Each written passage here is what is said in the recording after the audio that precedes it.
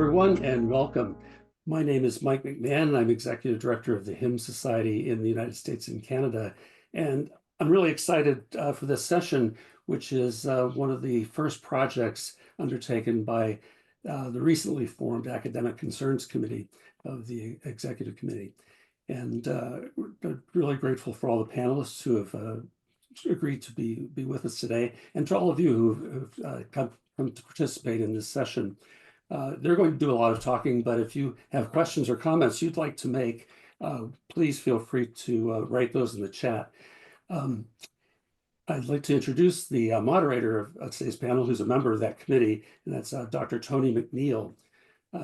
Tony is the Affiliate Professor of Worship and Seminary Musician at Columbia Theological Seminary in Decatur, Georgia. And during the summer months, he's a guest lecturer in the newly developed master's degree program in Black Sacred Music that is sponsored jointly by the Arkansas Center for Black Music and the University of Arkansas at Fayetteville. So really glad to have all of you with us. I'm going to step away and let Tony take over and enjoy the discussion. Thank you so much, Mike. Welcome, everyone. Bring you greetings from Atlanta, Georgia. And I am very, very grateful to be here to serve as moderator for this amazing panel that we have gathered here today. Before we get started, I do want to bring greetings to my colleagues who are on the Academic Concerns Committee, Tia Scheider, Becca Whitla, Kaitan Chow, Carl Baer, Stephanie Budway, as well as myself. We are very, very delighted that you have made time to be here, to be a part of this conversation. And also want to say thank you to Mike McMahon and Brian Hawn and all of the folks at the Hymn Society who are supporting this effort today. So we've gathered here today to talk to folks that we respect and love, and whose work that we have admired over the years, whose work have helped us to teach and to promote congregational singing and hymnody in our churches and in our academic spaces.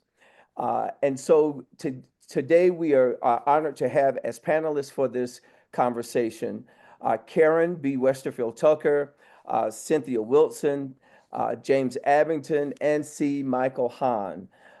We're delighted that they have agreed to be here to be a part of this time of sharing around the role of congregational singing and hymnody in the academy as well as in the local church. Before I introduce them individually, I do want to encourage all of you who are joining to submit questions and any prompts that you would like to have us address during this time. We do have some prescribed questions that we're going to use, but we're also open to your ideas and the things that you would like to glean from these panelists while we have them with us. So feel free to use the chat to offer your questions and ideas. Karen B. Westerfield Tucker is here with us. She is professor of worship at Boston University School of Theology. Karen is a prominent liturgical scholar whose work spans theology, worship, and the global practice of hymnody and congregational singing. She was educated at Emory and Henry College, educated also at Duke University, where she served also on the faculty for 15 years. And she's earned 2 advanced degrees in liturgical studies from the University of Notre Dame. And I learned before us going live that Karen is also an organist. I never knew that. So thank you for sharing that with us. And we welcome you, Karen, to this panel discussion. Thank you so much. Thank you for the invitation to be here. Yeah. Next, I'd like to introduce Cynthia Wilson. Cynthia is a renowned worship leader and a phenomenal singer, composer and arranger, and also a wonderful convener. She is committed to excellence in liturgical studies. She is an ordained deacon in the United Methodist Church and the visionary founder of the Junius B. Dotson Institute for Music and Worship in the Black Church and Beyond. She's held positions with the she's held the position of Executive Director of Worship Resources and Director of Liturgical Resources at Discipleship Ministries, which is an agency of the United Methodist Church, and has also served at Garrett Evangelical Seminary in Chicago. Cynthia Wilson, we're glad to see you and happy that you have agreed to be a part of this discussion today. Thank you, Dr. Tony. It's a joy to be here. Thank you. Yes. James Abbington is a preeminent scholar and musician in the study of African American church music, hymnody, congregational song, and worship. Dr. Abbington has been a faculty member at the Candler School of Theology since 2005 and has since recently retired. And he is now going to be transitioning to Duke University. He was recently named as the first Joseph B. Bethea Professor, a new endowed chair designed to support a senior faculty member who specializes in Black church studies. So I want to say welcome to you, Dr. Abbington, and congratulations on your new appointment. Thank you so much for being here. Thank you so much, Dr. McNeil. I am delighted to be here. And to round out the group is C. Michael Hawn. C. Michael Hawn earned a DMA from University Distinguished Professor Emeritus of Church Music and the Director of the Doctor of Pastoral Music Program in the Perkins School of Theology at SMU, Southern Methodist University in Dallas, Texas. He joined the faculty there in the fall of 1992. And after retiring, has come back to preach there part-time. Previously, he was professor of church music at 2 Baptist seminaries for a total of 15 years. In addition to teaching, he has served churches in Kentucky, Georgia, North Carolina, and Texas as a minister of music and is a renowned scholar and expert in global song. C. Michael Hawn, I was almost getting ready to say doctor. C. Michael Hawn, we are delighted to have you here as a part of this panel discussion. Welcome. Well, Dr. McNeil, I'm honored to be a part of this distinguished group. And I'm ready to take notes. Yeah, we all are. We all are. Thank you so much. So to get our conversation going, everybody, would you each, and we can start with you, Dr. Cynthia, briefly tell us about your call to church music and worship, and specifically to teaching in higher education. Can you speak a little bit about that? Absolutely. Certainly, I'll begin with the fact that I'm a New Orleans girl. I was born and raised in New Orleans, Louisiana. That probably tells you everything about me. My journey has been amazing, having been the only girl of 6 in the household of a Baptist preacher. We, as a family, were the music department for my father's church. Daddy never had to worry about an organist. He never had to worry about a choir because he had it built in right there in the congregation. And what a joy it was. We were very fortunate in New Orleans to have many persons who were actual practitioners working in churches who were our teachers. My choral director in junior high, my choral director in high school, they were both educators. And so they spent time all week long teaching, but on Sunday mornings, they found themselves, much like Karen, sitting at the organ, accompanying the congregation or leading the music.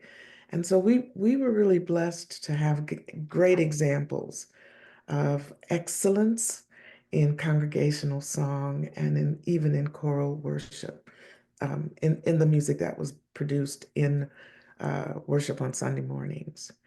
I studied at Dillard University in New Orleans under the hand of Dr. Frederick D. Hall, a historic, amazing person who contributed to the repertoire of choral music.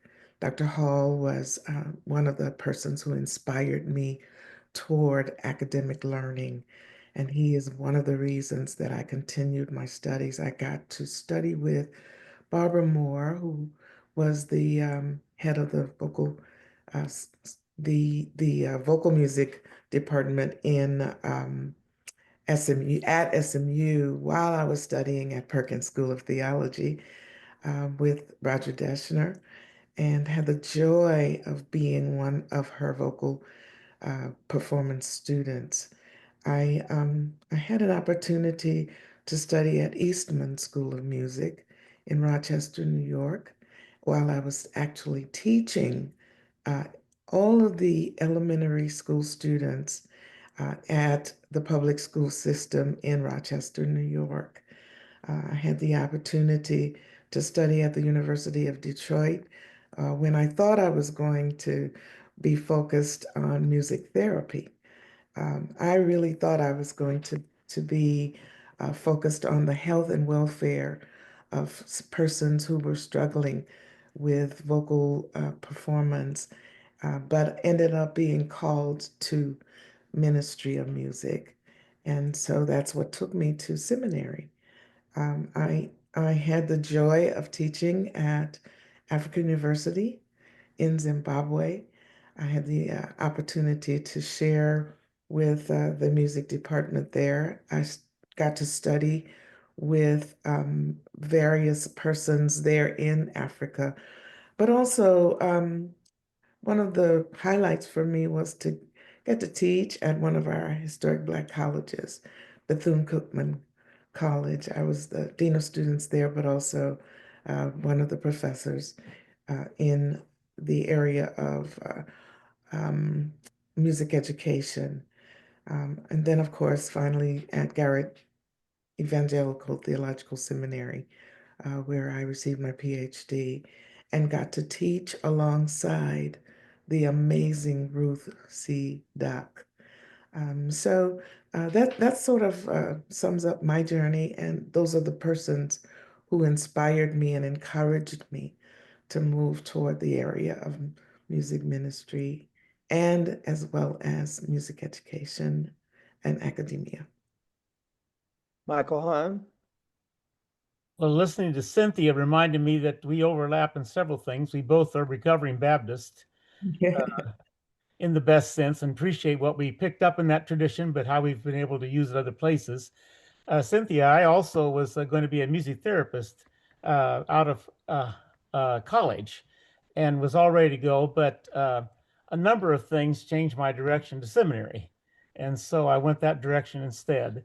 I was raised in the Midwest in Iowa, and about as opposite of the food from New Orleans as you can get, as little spice as possible. We thought pepper was a major invention there.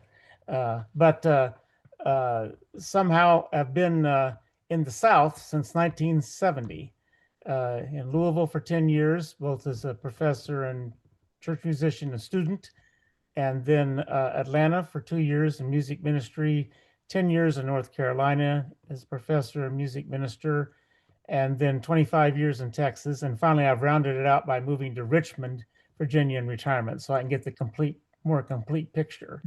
The only other thing I'd say is the congregational song component of what I did have been doing came along in the 1980s, especially when hymnals started to come out with great proliferation. And I started to see some bilingual pieces and things, and started to do research and realized there was so little available. And I happened to hit a theological education at a point when global theological education was a theme, and was able to tap into some grants and research money and be in a supportive institution, especially at SMU, that made it possible for me to explore this area. I think my experience is a millimeter thin and very wide, So I don't consider myself an expert, but a learner always. So it's a privilege to be a part of this group. Wonderful. Dr. Abbington.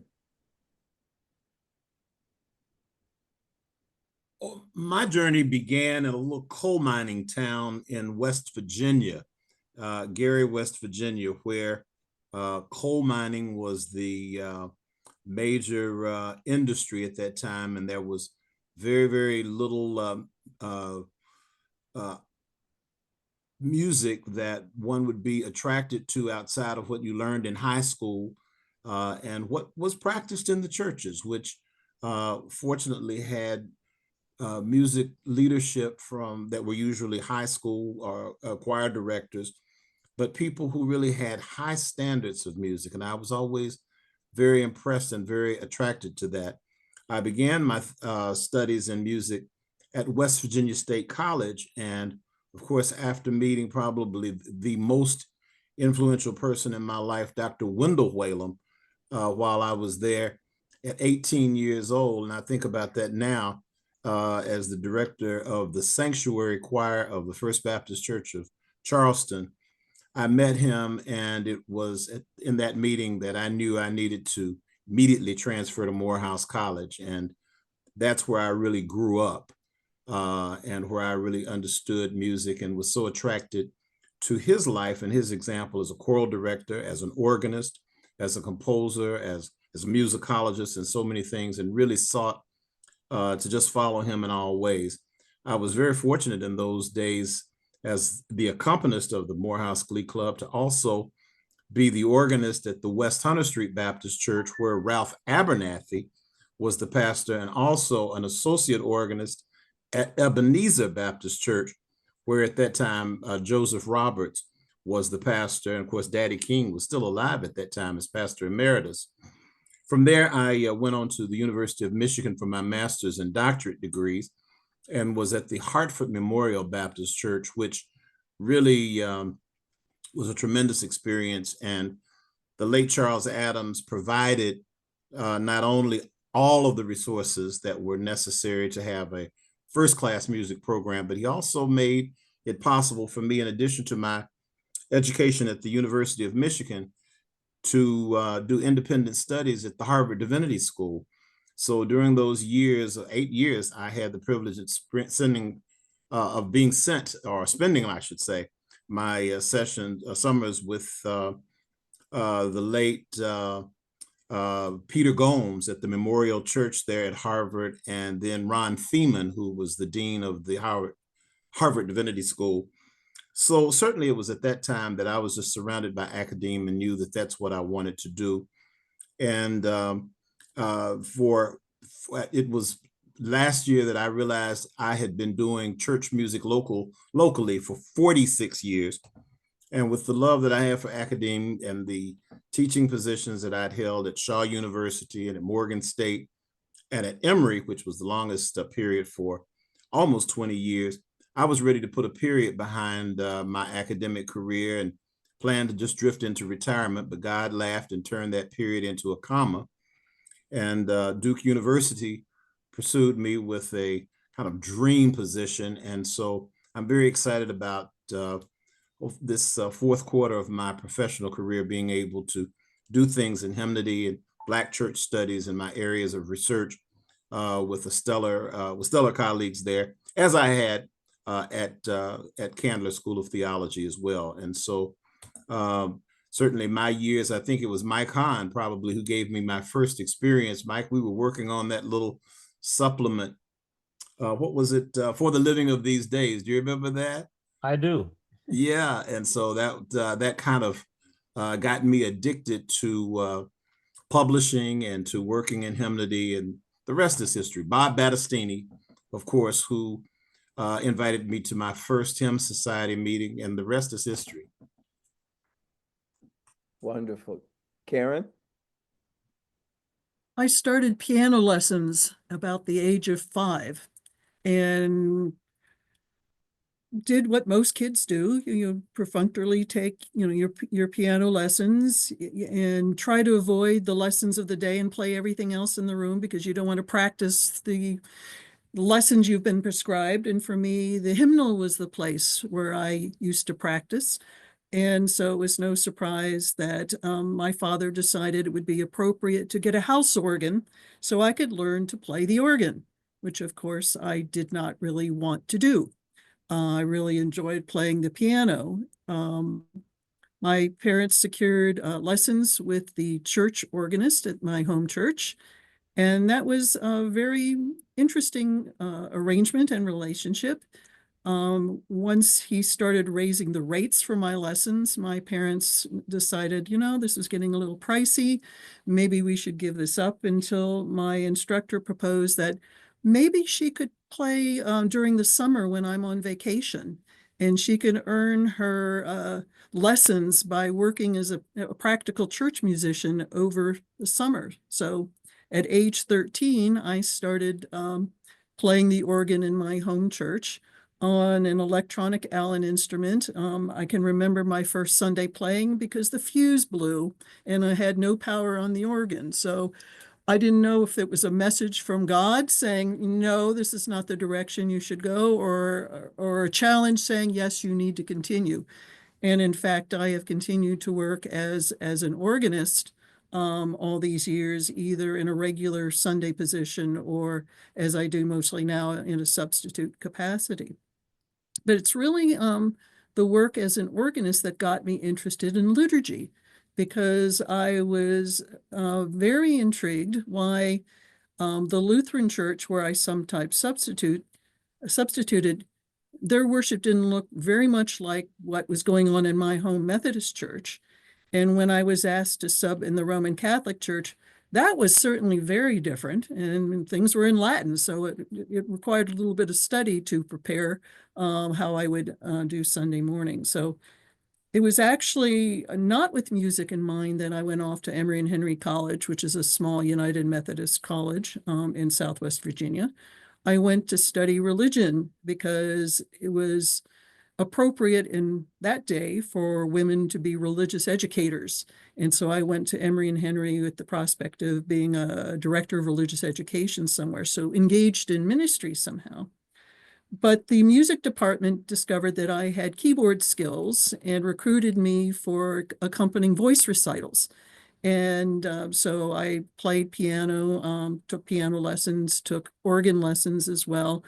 And the faculty decided, and the music faculty decided, that I was doing so much practical work as a keyboardist that they'd invent a major for me, which became an accompaniment major. So I ended up graduating from Emory and Henry with both a religion major and a music major with emphasis on accompaniment, which required that I do choral conducting as well as vocal lessons.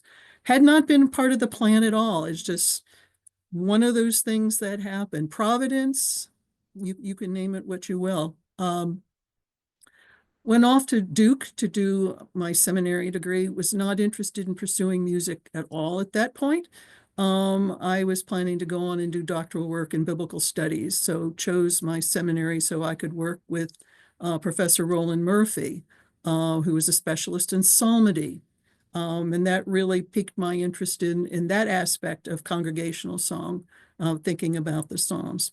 But it was at Duke where I discovered that there was such an area called liturgical studies, or liturgy, which enabled me to bring together the various things that interested me: the music piece, the biblical studies piece, Christian formation, religious education, pastoral work, etc.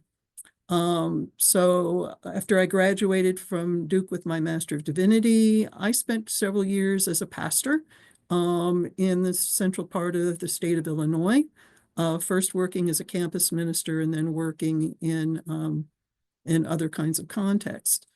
Then chose to go to Notre Dame to do my doctoral work, to work really in the area of Methodist liturgical history, which has been my primary focus of my work. But I did my minor at Notre Dame in musicology, so was able to bring back in the music piece in a more academic way. And of course, as a Methodist doing Methodist history, you're going to be dealing with music and hymnody, a congregational song in any case. So after finishing at Notre Dame, I was teaching at Duke Divinity School, where I started teaching a course in hymnody and also a course in basic musicianship for people who had no idea what those things on the page were. Dr. Peter Story used to refer to them as ostriches on the line, the notes on the staff, which was very engaging and very encouraging. And since then, since I've been at Boston University, I have had the good fortune to be able to teach with Carl Daw, who was here while the Hymn Society was based here, and have developed some other courses in congregational song with my colleague, Andrew Shenton, who is choral conductor, organist. And so it's, I never imagined, the question was, how was this my call or vocation? This was a big surprise, because the congregational song, the church music aspects, even the organ work were really never part of the plan, but it has been an interesting journey, and I look forward to seeing how it continues in the years ahead. Thank you. Thank you. Thank all of you for sharing your journey to the academy, through the church, and other areas of the arts that have led you to where you are now, which is part of why we're here. All of you are respected scholars and teachers and pedagogues in the area of hymnology and congregational song. And I want to offer this next question around courses and topics that you have taught over the years, and perhaps how those courses may have changed during your teaching career. And would love for you to just offer any wisdom around that area, about different kinds of courses in hymnology and congregational singing. Michael, you want to start? Be glad to. My introduction to hymnology was in 1970 at Southern Baptist Theological Seminary with Don Husted, well known to many in this group as my professor. The other major professor, Hugh McElrath, was on sabbatical. So Don called himself second string, but there was no second string about Don's hymnology course. We really had a full dose, and I thoroughly enjoyed it. Back in those days, my entering class at the seminary was 60 Master of Sacred Music or Master of Church Music students. So something that doesn't happen much anymore. And that class was a quite large one. It was organized historically and thoroughly. I can still remember Dr. Husted's lecture on Kontakion. He left no stone unturned on the way in discussing things. And in a Baptist school, we spent quite a bit of time on chant. We spent, the Reformation, all those kind of things as well. And so the interest continued from that point. I actually went into music ed more and singing a lot more for a while, and then came back to it, especially when I was at Perkins School of Theology, in following Roger Deschner, who had left such a wonderful mark on hymnology and his work with the United Methodist Hymnal. And so I started off kind of like I had learned from Don, a historically oriented course as such.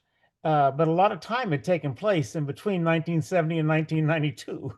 And the church was changing. There were no longer entering classes of 60 students in a Master of Church Music course curriculum. And I started to have interest as well from some of the theology students who had at that time a fairly flexible curriculum. It didn't take me long to realize that I needed to do some changes.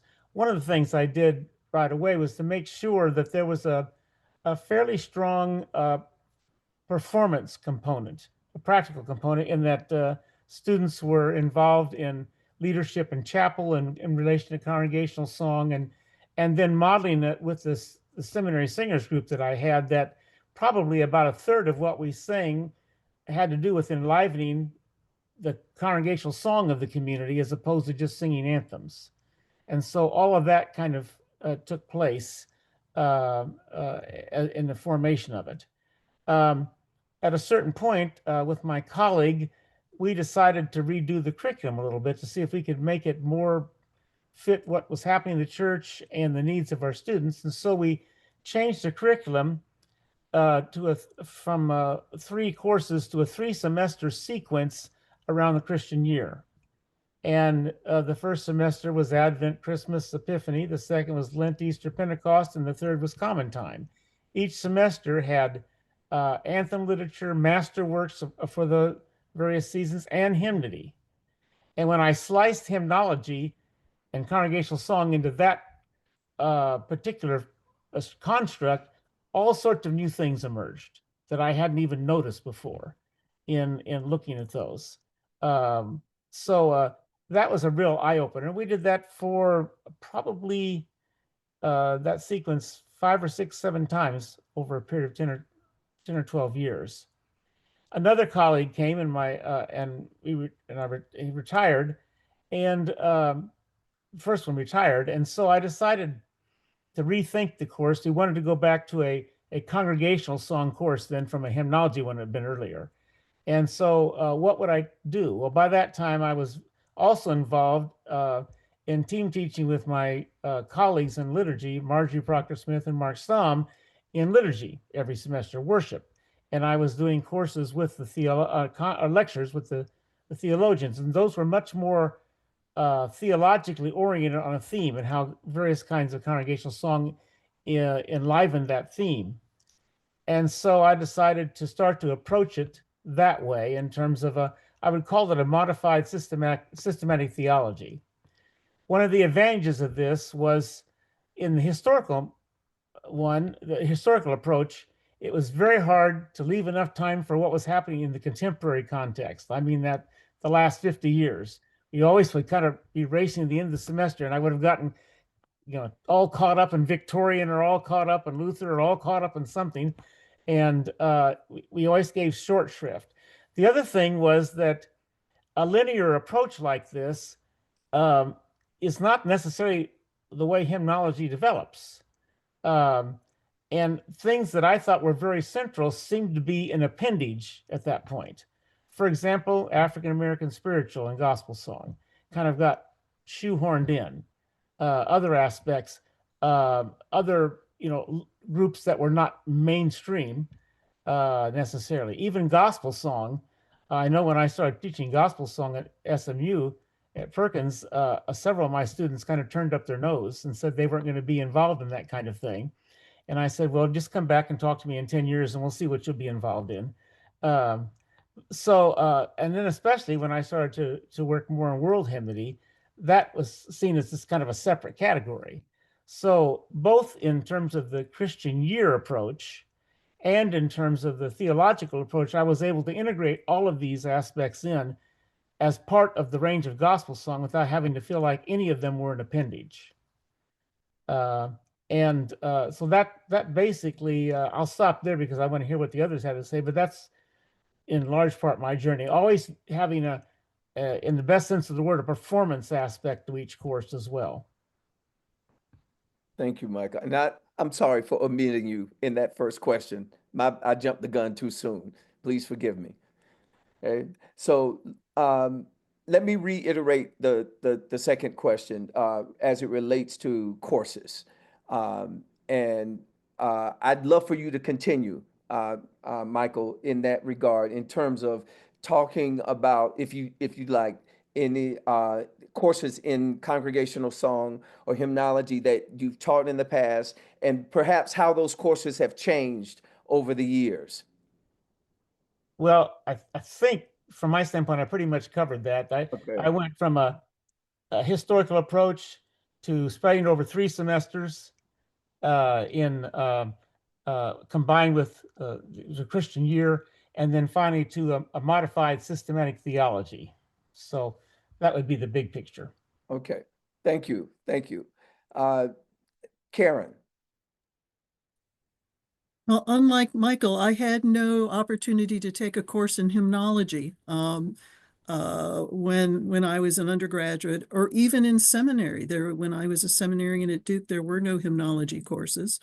And the introductory worship course that I took with Will Willimon had no scheduled lecture on church music until I suggested it to Dr. Willimon, and he said, well, you do it. So as a seminarian, I guess I gave my first talk in church music for part of that introductory class. And it's been interesting to me how church music has been an add-on in some respects in liturgical studies. That certainly was the case with James White's book, Introduction to Christian Worship, which originally had no chapter on church music until I said to Jim, why does it not have a chapter in church music? And in a subsequent edition, it did have a chapter on church music. So I didn't have the kind of formation in hymnody or hymnology that Mike was talking about. But I did in seminary have the opportunity to work with someone whose name you probably don't know, and that was Waldo Beach, a Presbyterian ethicist who befriended me as a student because it turned out he had also been an organist when he was a seminarian at Yale, and I was functioning as an organist as a seminarian at Duke. We developed this conversational friendship, and we talked a lot about the church's music. He, in fact, every year composed a new Christmas song that was shared at a Christmas party. And long story short, he and I actually wrote a book on hymns in the liturgical year. The manuscript, which I still have, but was obviously never published. But it really kind of gave me a basis for doing courses in hymnology down the line. Most of my work has been teaching liturgical studies, and I have made it a practice to include a robust section on the church's song as part of that course, whether it be hymnology, psalmody, teaching the metrical index, which I discovered as a pastor that most of my fellow clergy did not know about. And I had one student several years ago at Duke who said, learning about the metrical index was worth the price of the liturgy course, because she at the point was serving a church where there was the very helpful pianist who played 3 tunes, and now she could expand her repertoire because she knew how to add to those things. So in terms of my teaching intro worship, there's always a musical component there, has been from the get-go. Something that I did as a corrective going back to teach at Duke, recognizing that my own formation in liturgical studies omitted that really integral component. And I should add that when I came to Boston University, which had a strong program in church music under Linda Clark, Linda had been teaching separate introductory courses to church musicians and to the pastoral students. And I made the decision that they needed to learn the same things and learn from each other. So I stopped separating the musicians from the clergy prospects and had them teach each other in various components. So that's kind of been my bread and butter in terms of teaching hymnology, maybe just one lecture in the course of a semester, until I started developing other courses that were more expansive, but never really a history of hymnology course. The course that I broke out at Duke, and I've continued to teach here, in fact, I did a directed study in this area, is what I call Theologies of Church Music, which is a history and theology course, but not a hymnology course per se. And it falls in 3 stages. The first is to look at issues of enculturation. How does church and culture relate? Because a lot of the problematics that I found as a church musician and sitting in pews have to do with, we can't play that here, or we can't sing that here. So, the relationship between church and culture as it pertains to music. What has been the practice from the very get-go to the present. So we begin the course with looking at theories related to enculturation, or the relationship between church and culture. We transition in the second phase to kind of a history of the relationship of music and culture, looking at the early church all the way up to the present, sending down soundings so we can get some sampling of different voices over time. And in the third section, look at contemporary theologies of how people understand music and worship. And Michael Hawn's books have been very helpful in that aspect. Jimmy's books too. And what are both of your readers have been very helpful in providing data and information for that. So theologies of church music, which is not quite what Michael has described in terms of a theology course. It comes at it with a different approach. And as a liturgical scholar, it is my enculturation course, my worship and culture class that I can't spin out because I don't have the time to do everything. But that's where I do that particular focus, and it has served me well. I have taught the theology course, theology and hymns course, with Carl Daw. One of the things Carl and I discovered in the curriculum is we had no course on the Trinity. So Carl and I decided some time back that we would teach a course on the Trinity and hymns, looking at specific hymn texts, looking at hymn collections that focused on the Trinity, among them Charles Wesley's collection on the Trinity, looking at contemporary writers around the Trinity and dealing with the issues related to theological language and Trinity as they show up in hymns. That was a delightful course, and we had a lot of students who found that interesting and relevant. We expected them to understand how hymns worked. So one of the things that Carl insisted upon, and I agreed to, is we used Austin Lovelace's Anatomy of Hymnody as one of our tools for getting at the material in that particular course. More recently, I've developed a course with my colleague Andrew Shenton that we're calling Congregational Christian Music, that again does a little bit of soundings historically, but does raise questions about what is congregational music? How do we understand the relationship between worship and congregational song? And one of the books that we've used in that course, which has been particularly helpful, is by Judith Kubicki, who I believe is a Hymn Society member. Her book, The Song of the Singing Assembly, which we have found very useful.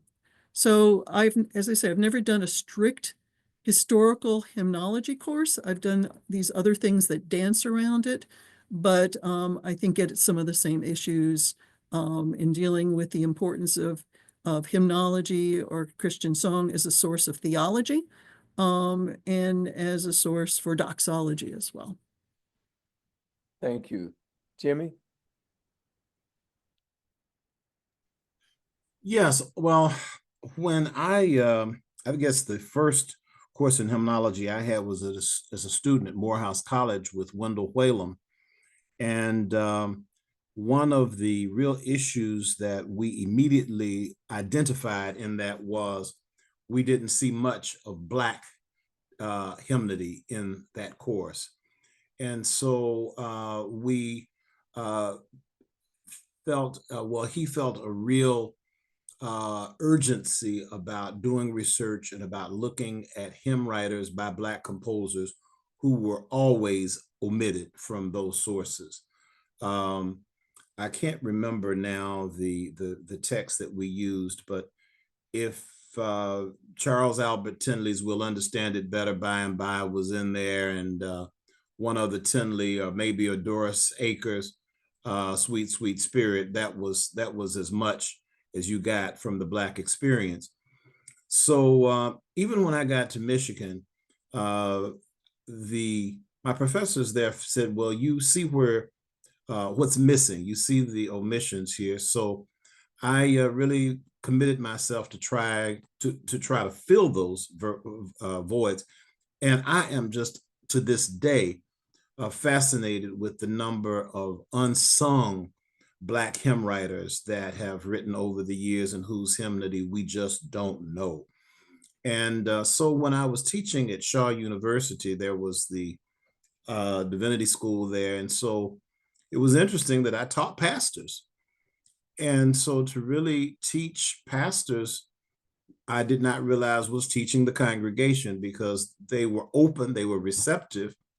So much of what they learned in class, they took back to their congregations. And that was very helpful. And many of them were very fascinated to learn that Fanny Crosby was not Black. So, you know, Blessed Assurance and Jesus Keep Me Near the Cross and Pass Me Not, O Gentle Savior, and all of that canon of hymns that were sung in the Black church was not really written by a Black woman. And then when they learned about the Wesley and Watts hymns, they said, well, my God, what did Black folk write?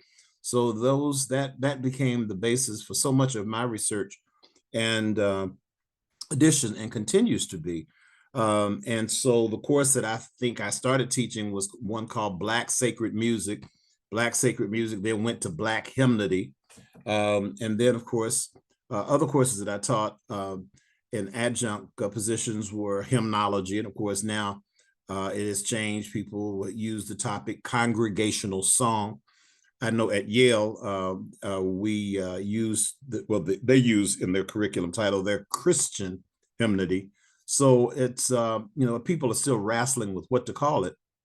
But much like what Mike said, if you're not very careful, you will get to the end of your course and you will have left out probably the last 40 or 50 years of hymnody now. And so that's true even, I know, with, so if you're going to leave out things in that period, you can know that the Black composers don't stand a chance in terms of the hymn writing and the things that they've done. I mean, to talk about a C.P. Jones, I mean, my goodness, his hymnody, in that hymnal that his denomination currently uses, there are over 475 hymn tunes and texts that he wrote, and there are so many.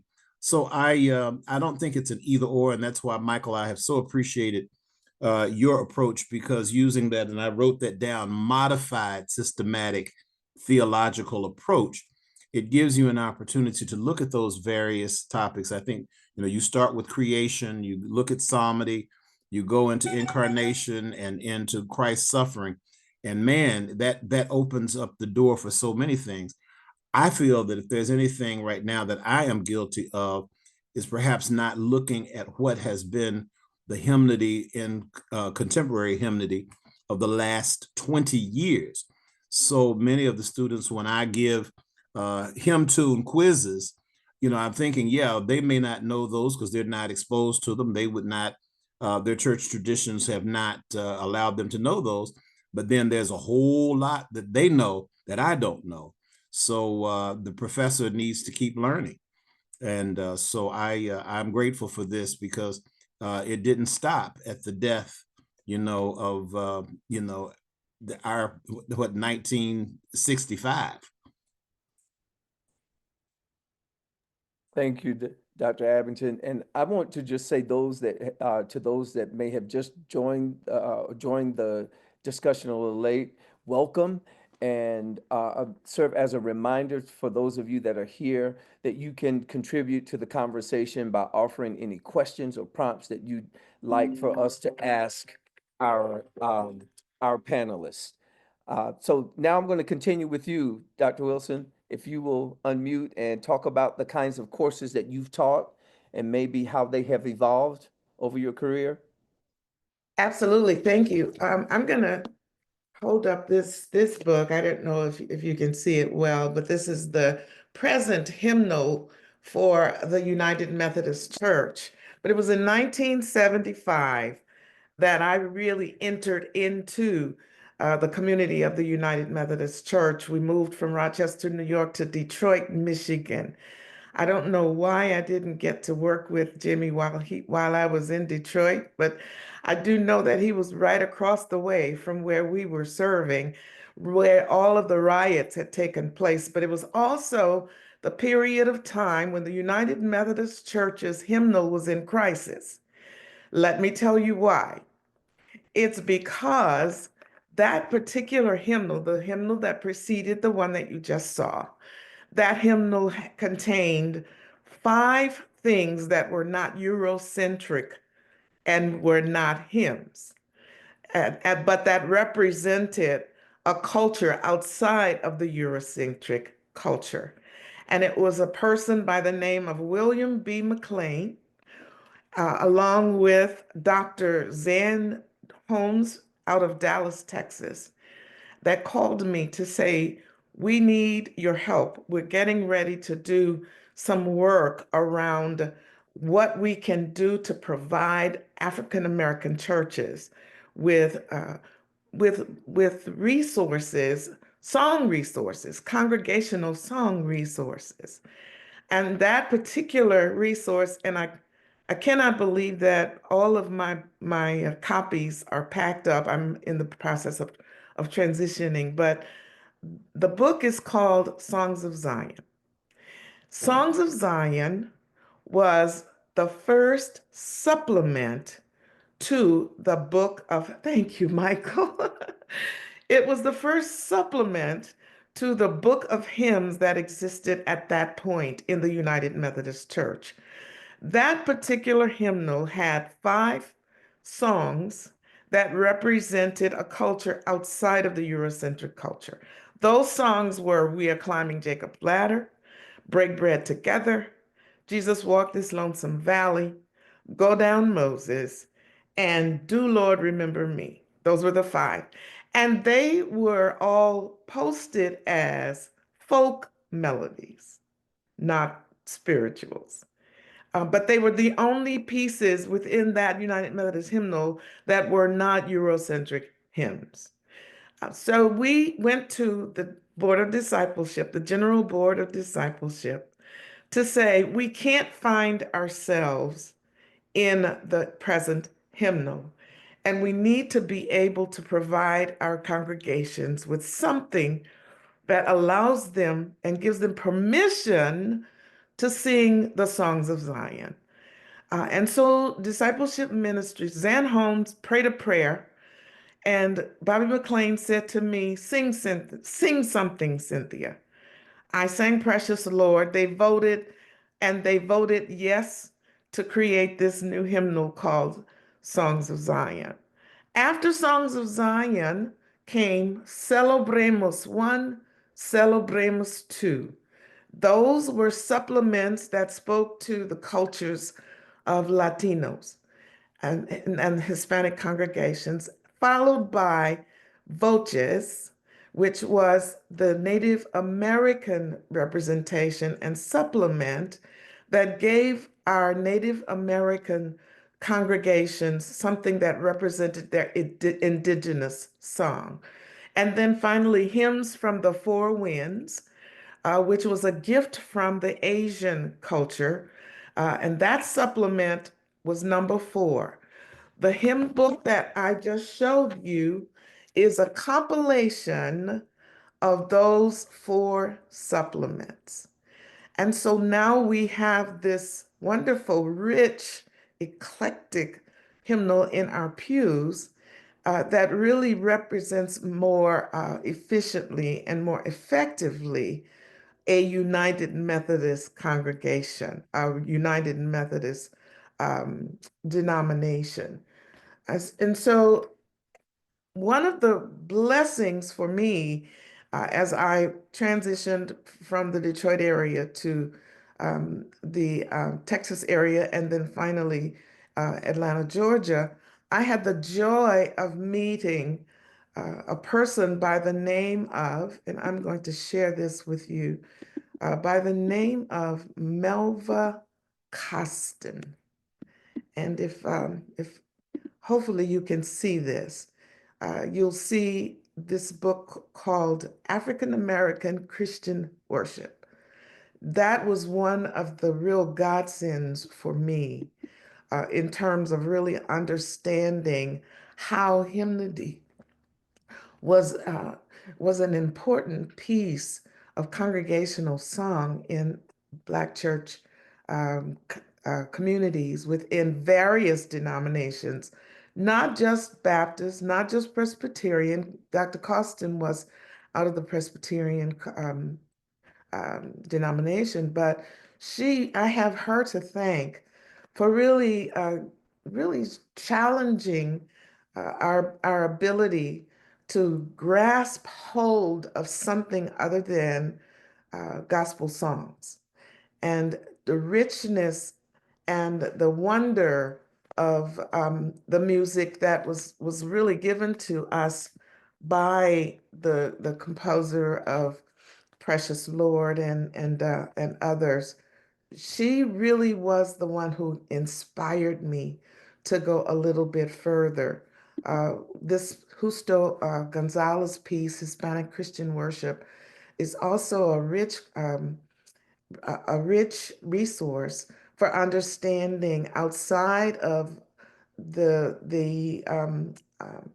United Methodist Church typical cultural understanding of what worship really needs to speak to the hearts and minds of persons outside of the dominant culture. I have Kathy Black to thank for her book on culturally conscious worship, where as I listened to Karen talk about what was really being left out, and Jimmy, what was being left out in the conversations in academia, I really recommend this piece to really understand how we move beyond the temple of our familiar.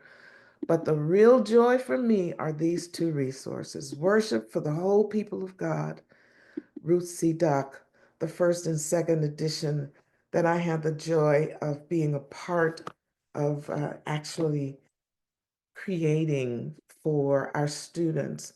Ruth and I were had the joy of being able to teach from all of those resources. And I have to tell you that if it had not been for Melva Costin, if it had not been for Roger Deschner, if it had not been for Ruth Duck, I really would not have understood how to speak to our students, to my students, about being able to move beyond what they felt was the real thing. And so those were opportunities as adjunct professor that I had to share from those resources, Tony. Okay, thank you so much, Cynthia. And I'm going to continue. I want to continue in that vein with you, Karen, if you will. If you don't mind, especially for those folks who are joining this conversation, who are academics, who are in the classroom on seminary and university campuses, teaching courses in worship and congregational song, what are some of the newer resources that you use or have used in some of your later courses that are grounded in the historical, theological, and the practical that you would recommend for worship educators?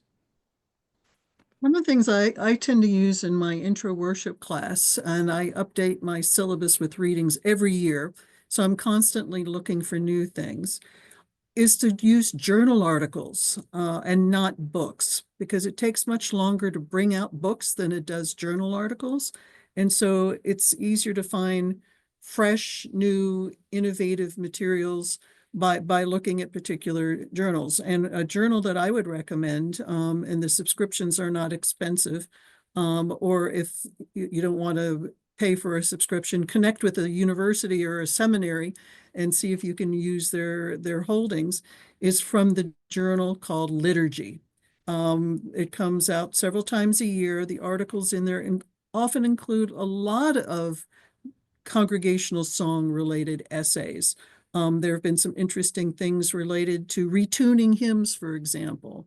There's material about hymns from other contexts where you not the repertoire from the expected, it's kind of the repertoire from the unexpected. So for example, Chinese Christian churches Up here in the Boston area, we have quite a few of those, and to see what they're singing in translation, because a lot of the second, third generations no longer speak the native language of China, you know, whatever vernacular they use in their particular community. So my suggestion is to look at journal articles, because those come around much more quickly than a particular book. I'm curious to see what others have to say, whether there's some new books that have come out that I need to get on my list for my fall syllabus. But thank you for asking. Yeah, sure. Michael? I've been using a wide variety of things. I agree with Karen that I go to journal articles for some of the most recent things, at least to get a conversation going. Although I need to have a text for a more comprehensive contextual look of things. So it's a combination of those. The discussions around the contemporary Christian music, I found both of the texts by Sui Hong Lim and Lester Ruth, and I don't have them right beside me, but I bet you know someone knows what the name of them are. I've been extremely helpful in getting that conversation going, especially with the wide range of doctoral students I have, from everything from Progressive Baptist to Roman Catholic. And some know these well and some don't know them at all.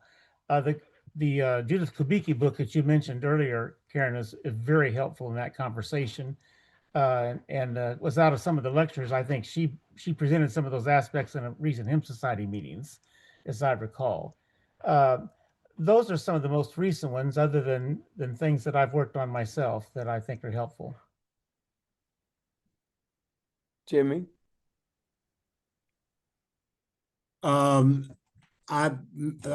Mike took some of the things that I was thinking about, Sweet Home and Lester's work. One of the things that I find is that by the time you think you have put everything under the cover, there's some new things coming out. Mike, I think you say that in your book about there's no back cover on the Sing with Understanding, volume 3. I mean, with 3rd edition, because there's just always new things coming out. And I've asked students about things, and they have given me websites and things and insights. So journal articles, but then some things that are just for the practical musician and where they get this material from. And I have learned so much music from just listening to students and what the top numbers are, because a lot of times what will be academic may not be what's really practical in churches. So that has been my choice. There are just some standard things. I don't care how many times I find myself still having to go back to Brian Ridge, Sing with Understanding. That's just it's just kind of a book that's a part of the canon for hymnody that, as you said, it anchors, but you can go from that to so much new material. But I think that for me, it has not only been, and I appreciate the journal articles, and of course, let's face it, the Hymn Society has been a wonderful resource with all the articles and things that are coming out quarterly and through the hymns. So there's a lot of materials. Don't want to overlook the wonderful publications that this organization is putting out.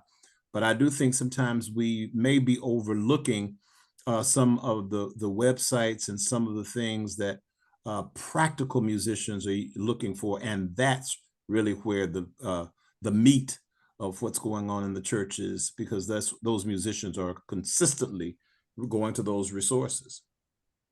Tony, I put in the chat a link to the journal liturgy, and I just looked at the website, and in the issue for the most current issue, there's an article by Hymn Society member Dave Bjorlin on congregational song. Thank you, Karen. In the interest of time, I want to switch to a new question, and I'm going to start with you, Cynthia. As you are constructing syllabi for courses that focus on congregational song, what are some of the things that you are taking into consideration that might be helpful for others who are thinking through syllabi and thinking about more creative ways and innovative ways of approaching content? How do you construct your syllabus? Jimmy just really gave us a morsel of wisdom, I think, that we really need to take to heart. And that is that our students have access to and are really more able to help us in terms of what's happening with what we say and how we say it, and what we do and how we do it with congregational song. When I think of congregational song in this day and time, what I know for sure is, and one of the things that you have on your list of considerations today, Tony, is, and someone in the earlier chat wanted to know something, some questions you sent us earlier. One question was asking how we choose keys for congregational song. And somebody said, well, what about if we don't have a choir? So those two pieces are really related to what is going on today as it relates to the song of the people. If worship is going to be the work of the people, we have to help our students understand how to help the people work. And a part of that has to do with what we put in their mouths. What we put in their mouths has to be accessible. Our students are getting texts and tunes from beyond the typical traditional places. And most of what they are putting in the mouths of the congregation is not in a book, it's online.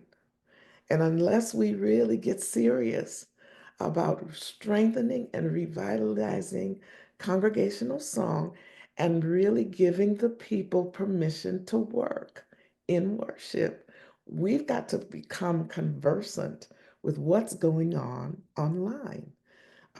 My daughter is one of Jimmy's students, or was one of Jimmy's students. And I know for sure that he was a tremendous help to her in terms of what traditionally we do to help the congregation of singing in terms of hymns.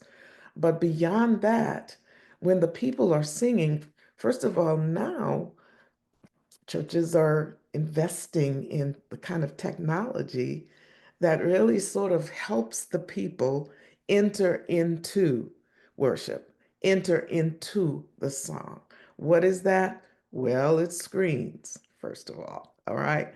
So they're projecting the texts on the screen, which means that the people are not looking down into a resource, but they're looking up to the place where they can actually be assisted in joining in the song, right? So one of the things that I'm going to say, and I know that there may be some pushback, but we're going to really have to get serious about what's happening in technology as it relates to really strengthening and revitalizing the work of the people and really encouraging the idea of song. I want to say to the person who asked the question about keys, um, one of the problems with putting a particular song text on a sheet of paper and giving it to a musician is that if they really are not conversant in being able to play extemporaneously, then the key that's on the page is the only key that they're going to be able to play for the people to sing. And so there's some things that we can probably encourage musicians to do in terms of learning how to accompany. The accompaniment is everything. And if the accompanist is not able to modulate, and I know that both Jimmy and Karen are conversant in understanding, sometimes you really can't play the song that the congregation is sing in the key that is written in, but you've got to be able to do it in a different key. If the service is at 7, you need a 7 o'clock key. But if the service is at 11, you might be able to go with the key that's written on the actual sheet.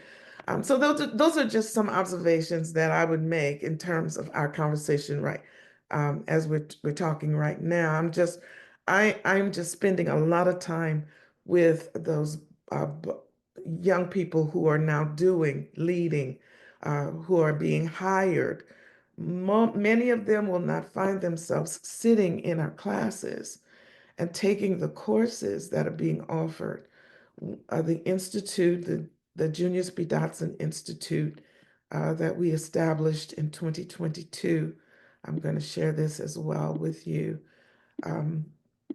This institute has been established so that we can, in fact, begin to provide training and mentoring for contextual worship and sacred musics that are born out of our traditions, not just in terms of the Black church, but just in terms of musics that are not necessarily of one particular genre. And so we're really hoping to be able to create some archives that really give scholarship and preservation to the history of musics that are outside of the typical traditional understanding of congregational song. I'm sorry, I'm rambling now. That's all I would say. Tony, can I second what Yes. you said very quickly? Absolutely. Go ahead, Mike. Very quickly, 30 seconds. I found myself using a lot more YouTube recordings, all sorts of styles in my last 5 years, especially. And the other thing is we pretty much every class, they had to learn something just oral tradition that I would teach, no printed score. And then we would take those into the seminary chapel worship as well.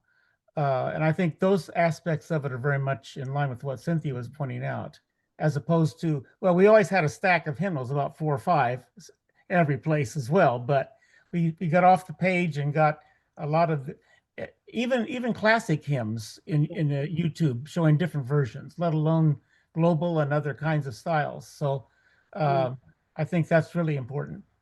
And I want to really say, give a shout out to my colleague, Marcia McPhee, whose book, Think Like a Filmmaker, is also a great, it's a great resource, particularly for this 21st century generation.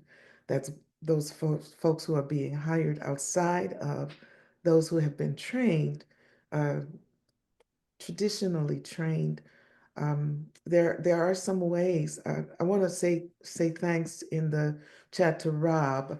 Rob says, don't underestimate your congregation's ability and willingness to learn new songs and new hymns. One of the questions that you sent us earlier, Tony, from someone asking, how do you teach in worship? How do you teach the congregation a new song? There are lots of ways to do that. I love the fact that folks like Karen and Jimmy can actually take something that you want the congregation to learn and create a postlude or a prelude, play it, and before you even teach it, they've played it in worship, and then it's in the ears of the people. So when you finally decide you're going to teach it, they're thinking, I know this. Well, they know it because it's been played subliminally. And so when you're finally ready to actually teach it to the people, that it's not actually brand new. You've really kind of put it in their spirits in other ways. You don't have to necessarily wait until Sunday morning. It could be done in a Sunday school class, or it could be done in the Bible study. But there are other ways of actually saying to the congregation, here's something new. And you don't have to announce it. There are ways to do it without actually saying, okay, and now we're going to. The worst thing in the world that you can do. Because the minute that people know that it's going to be new, they don't want to sing it because we like what we know and we don't like what we don't know. I want to quickly jump to Karen and get some feedback from her in terms of syllabi and syllabi construction. And if there's any wisdom that you can offer, Karen. And then I want to address Tom Witt's post real quickly. Go ahead, Karen. I absolutely agree with Cynthia's point and the others' point that you need to know your constituency. And I have revised our congregational Christian song syllabus substantially to make sure that we talk about what's important to them. but I also want to include in that syllabus things that I think are important for the congregations they may encounter that they don't know about right now. So we teach plain chant. And they may think, well, that's just oldie and moldy and we don't need to use that in our church. Well, one time when I was working with a church choir, it was when chant, the CD chant had just come out. It was very popular recording. And they thought, this congregation in rural North Carolina thought it was really cool to chant like the monks. And so you can never, underestimate what a congregation might be willing to do.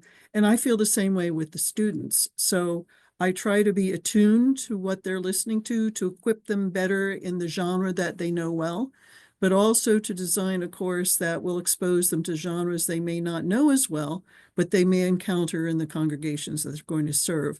I think it's a disservice for them if we don't do that. Thank you so much, Karen. I want to acknowledge Tom Witt's post in the chat. It says, can you name some places where a church musician might go, not to get a degree, but just to learn more about leading congregational song, in addition to the hymn society and music that makes community? Are there any helpful weekend, week-long, or several week courses or programs available for the average church musician who wants to learn more but can't do a degree program? It seems like our seminaries should be doing this, but it's not happening, at least in the ECLA Lutheran context. Dr. Abbington, or I see Cynthia, you pulled up something, but Dr. Abbington, do you want to acknowledge that? And then Cynthia, I'll come back to you. Sure. Yeah, I think there are a number, and he's absolutely right about the denominations. Unfortunately, many of our denominations do fail the music ministers and music directors because they are not relevant and they are not as strong as they were at one time. There are a number of schools that are working on certificate programs. I know we have talked about that just in the planning at Duke, where, as he says, people don't have time to take off and do a full degree program. And God knows, if it weren't for hybrid programs now, our seminaries would almost have to close because so many of our students are just not able to be residential or in person. So there are a number of programs that are out there. I think this may be a great challenge for us as an organization that, in addition to the hymn societies posting, to really find out who some of these programs are that have been tested and tried, and maybe put something or a link or something on the hymn society's page, because I think it's worthwhile. But like I said, it really makes it's important that people who have tested and tried these programs really know that they are there. And there are many, as I said, that institutions are working on or that are still being formed, but still need a little, some come to mind, but I won't mention them now because I know that the programs exist, but I don't know much about them. But it might be very helpful at some point in this particular, the academic unit of this, to try to see what those are and what the kinds of things. Some of you are putting them in the chats now, and so there are just a number of things that I think perhaps a list of these kind of things would be very helpful. So thank you so much for that post and that question. I think you challenge all of us. Mm-hmm. Real quickly, Cynthia, you want to mention something about the Dotson Institute, and then I'm going to wrap it up and ask Mike to close us out with announcements. Dr. McNeil, since you're a part of the faculty for the Institute, I'll let you talk about the Institute. Oh, Lord, I would much rather you do it because it is your... I will put in the chat the website for the Junius B. Dotson Institute that actually does exactly what being asked. Yes. And I would highly recommend it. Being a faculty member, it's been a great reward serving the folks who attend the workshops, and they're short term. So please look that up. Folks, we have come to time. Thank you so much to our esteemed panelists for the wisdom that you've offered and for this time of conversation. And it's truly been great to be here on this Zoom webinar with you. I'm now going to turn it back over to Mike McMahon, who will give us some closing announcements and dismiss us. Thank you, everybody. Thanks to all of you. What a wonderful conversation. And I wish we could just go on with this for quite a while, but we'll have another opportunity. I do want to say that this is really the first project of the Academic Concerns Committee. And I know that they probably have learned a lot actually from listening to the panelists and also to the questions that have been put into the chat. So look for more in the days ahead. One of the things that the committee has already decided they want to do is to create a way to network among those who are in the field of teaching congregational song in higher ed and related kinds of programs. So, look for that to be coming up soon. We're perhaps going to start a Google group that will enable us not only to have sharing, but also to share syllabi and other kinds of resources in a secure kind of way. I do want to encourage you, if you haven't registered yet for the conference in Detroit, we're coming up to the registration deadline in June 15th for the advanced registration rate. So there's lots of information on the website. I'm not going to bore you with all the details right now, but hope to see you there. Thanks again to all of you, to Tony and Cynthia and Michael and Karen and Jimmy. Just a really great conversation. Appreciate all of you, and thanks for being with us today. Take care, everybody. Bye-bye.